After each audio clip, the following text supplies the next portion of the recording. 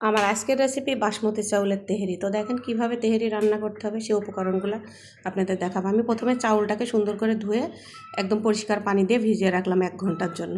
তো দেখেন আমি গোশতটা রেডি করে নেব। এখানে আমি 1 কেজি গরুর গোশত নিয়েছি, আপনারা গরু খাসি নিতে পারেন। তো আমি বেরেস্তা ভাজা তেলের মধ্যে গোশতটাকে দিয়ে দিলাম। তার মধ্যে আমি লাল মরিচের গুঁড়া দিয়ে দিলাম, ধনিয়া আর জিরার গুঁড়া দিয়ে দিলাম। তার মধ্যে আমি কাঁচামরিচ পেস্ট দিলাম, আর এখানে আমি রসুন আর পেঁয়াজ দিলাম, কারণ আদাটা আমি দেবো না এখানে। আর দিয়ে দিলাম লবণ, দিয়ে দিলাম সঙ্গে টেস্টি সল্ট দিয়ে দিলাম, আর আমি বিভিন্ন ধরনের বাদাম বেটে রেখেছি সেটা দিয়ে দিলাম। তার মধ্যে আমি ধনিয়া পাতা দিয়ে দিলাম, দিয়ে সুন্দর করে এটা আমি বিরিয়ানি মশলা দিয়ে একসঙ্গে সুন্দর করে মেখে নিলাম।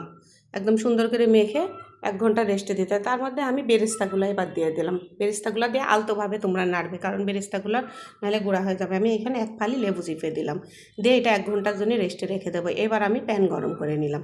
প্যানের মধ্যে আমি সয়াবিনের তেল দিয়ে দিলাম, দিয়ে ওর মধ্যে 2 টুকরা তেজপাতা, দারচিনি, এলাচ আর লবঙ্গ দিয়ে দিলাম। ওইটা গরম হয়ে আসলে আমি মাখানো গোশতটা ওর মধ্যে দিয়ে দেবো, দিয়ে সুন্দর করে একটু কষায়ে রান্না করব। আমি কিন্তু এখানে এই যে কষানো অর্ধেক যখন মাঝামাঝি পর্যায়ে, তখন আমি এখানে একটু পানি দিয়ে দিলাম, দিয়ে এইবার আদাটা দিলাম।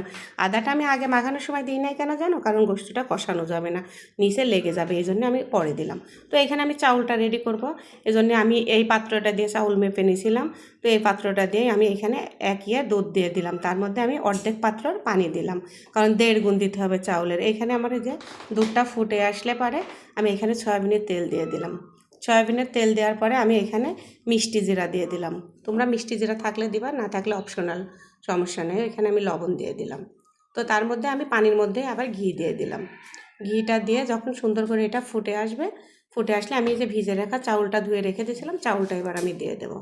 চাউলটা দিয়ে চাউলটা যখন আবার ফুটে একটু পানিটা কমে আসবে, তখন আমি গোশত রেডি করে রেখেছিলাম, গোশতটা দিয়ে দিলাম। দিয়ে এটা তোমরা আলতোভাবে নাড়বে, বেশি জোরে নাড়বে না, কারণ চাউলটা অনেকটাই সিদ্ধ হয়ে গেছে। এখন জোরে নাড়লে ভাতটা ভেঙে যাবে। তোমরা আস্তে করে নেড়ে সুন্দর করে এটা ঢেকে দিবে, কারণ বেশি জোরে নাড়লে পরে ভাতটা আর সুন্দর আস্ত থাকবে না। তো আমার কিন্তু এখানে